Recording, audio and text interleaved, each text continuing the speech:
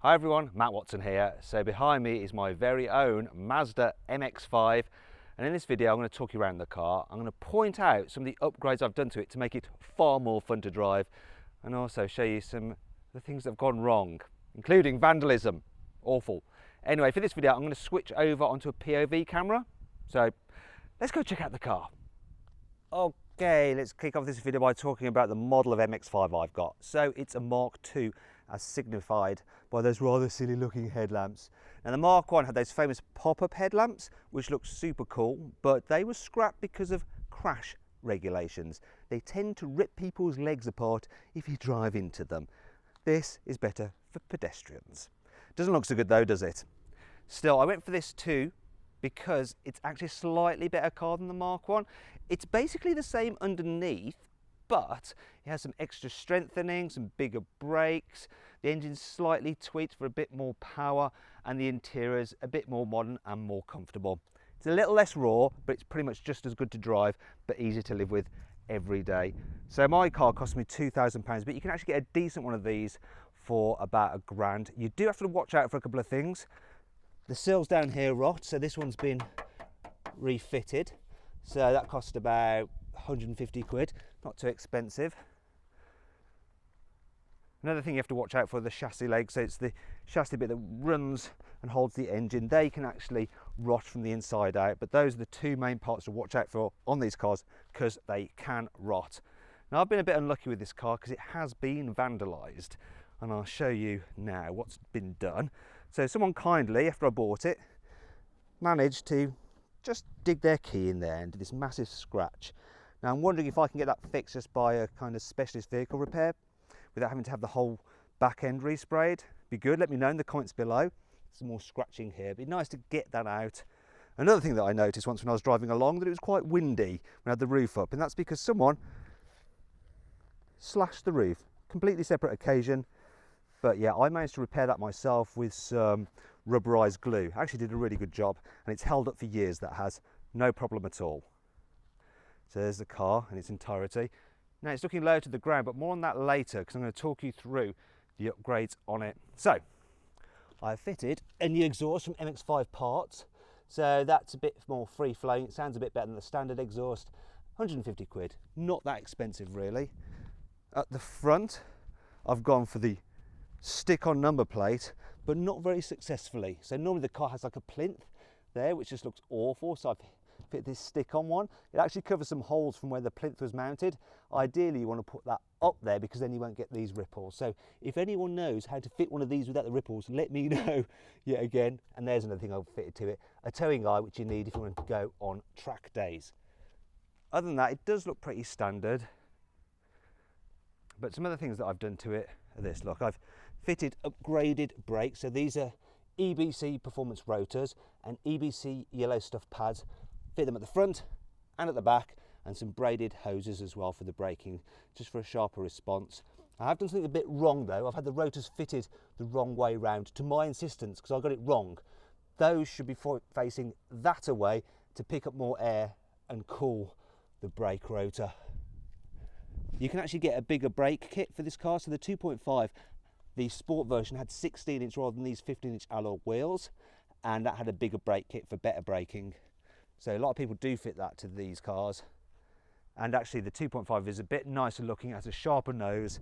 So rather than the rounded headlights, there's a bit more angle there, which just makes the car look a bit more edgy, more sporty and less kind of gormless, to be fair.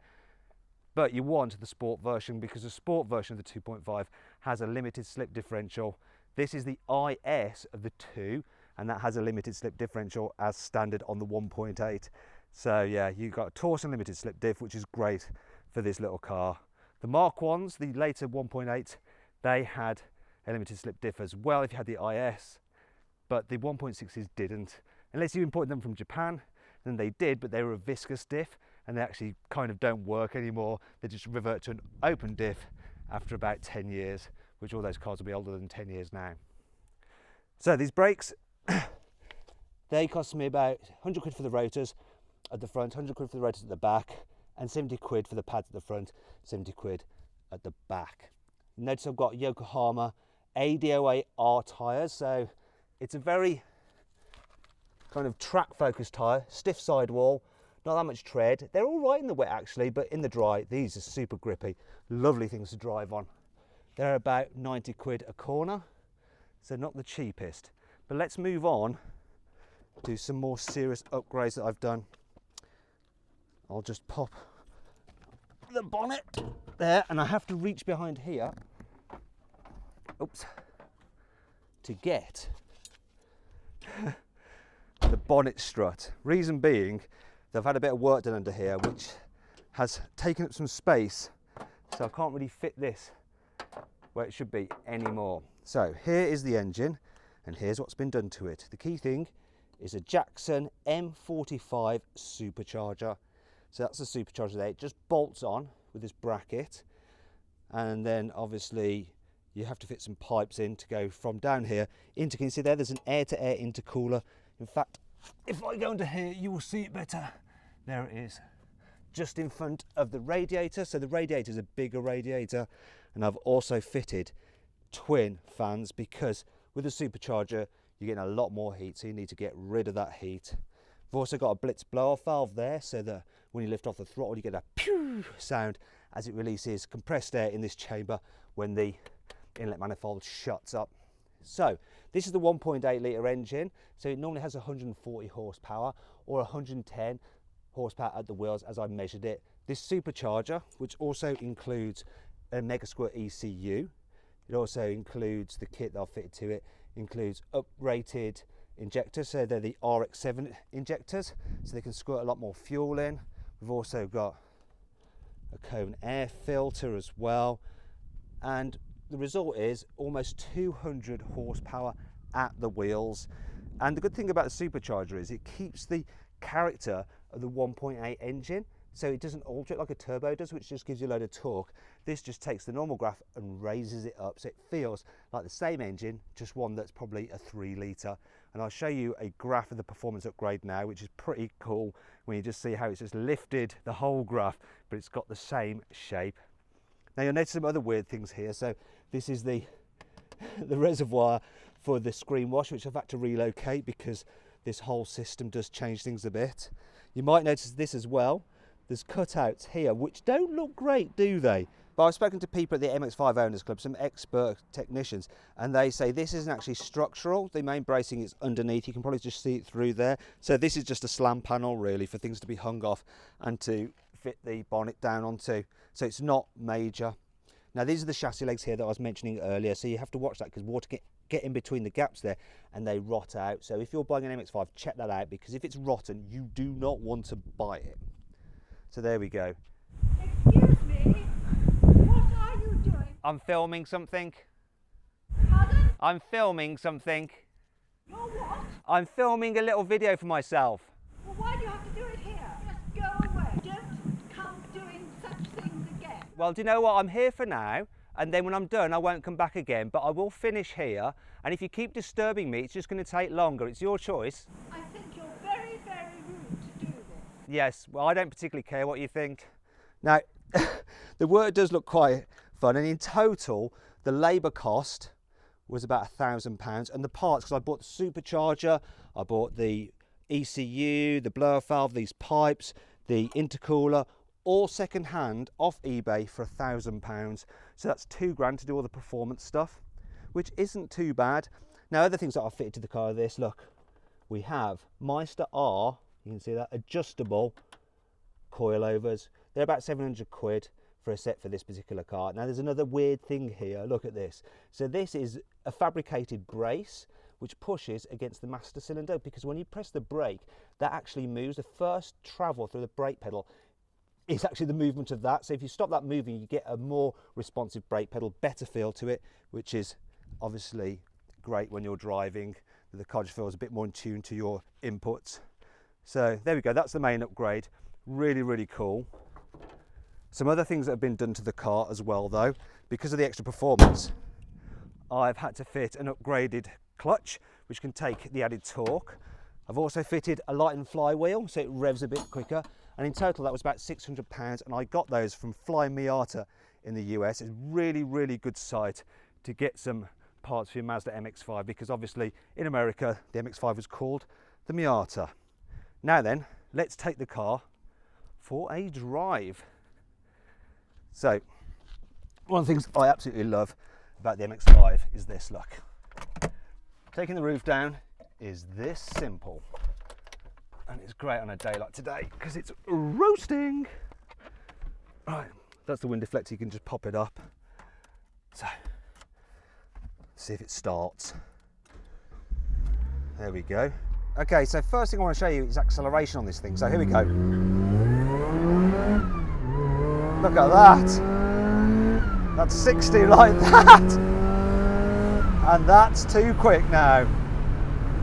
You can see the supercharger really gives you loads of power.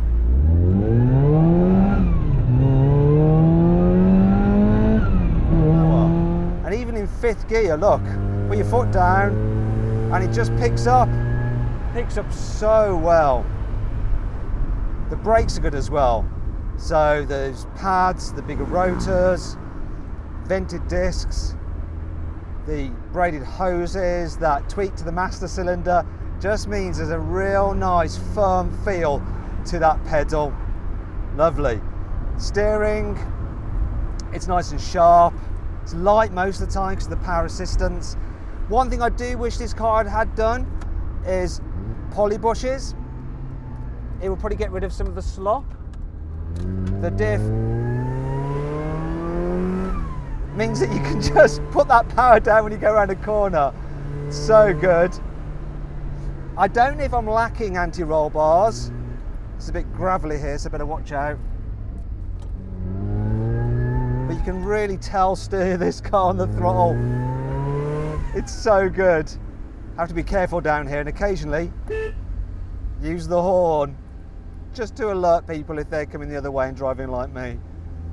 But yeah, it's good fun.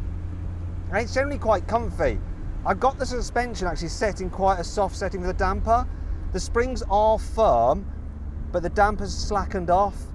Now, if I really want to keep it nice and flat, then I can twist the dials on the top of the damper. It's very easy to get to make it stiffer, and it'll corner flatter. And it's definitely worth doing if you're going out on track and wanting to put in decent track times. But just for cruising around, you cannot beat an MX-5.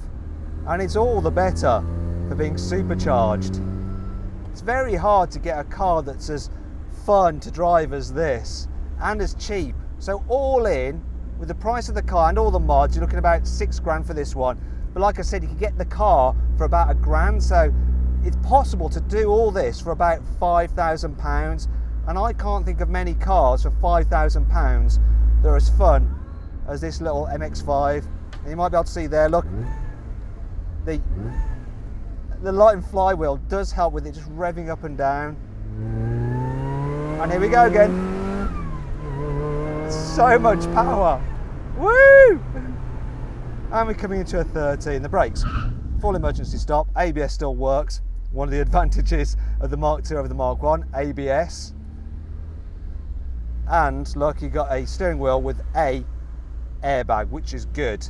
I also like this Nardi steering wheel, which you get on the IS version, this particular model. Otherwise, you get like a polyurethane wheel, which is just horrible. Regardless of the model though, the gear shift is lush. MX-5 gear shift is just brilliant. Pedals are well placed as well for heel and towing if you need to. So it's quite easy to just brake and be getting the revs matched. The Mark 2.5 Sport version has a 6-speed gearbox, which is equally as nice to use, but they're a bit more fragile. They are known to occasionally explode. But this is what an MX-5 is all about, tootling around, enjoying the sunshine. What a great little car. I love it. One of my favourite cars ever. Well, I hope you guys enjoyed this video, and it's given you a little bit of an insight into what it's like to own a Mazda MX-5, and it's pointing out some of the key upgrades you can do if you buy one of these things to make it just far more fun to drive. Now, don't forget to subscribe to this channel, hit the bell icon as well to turn your notifications on, and if you click up there, you can watch more content.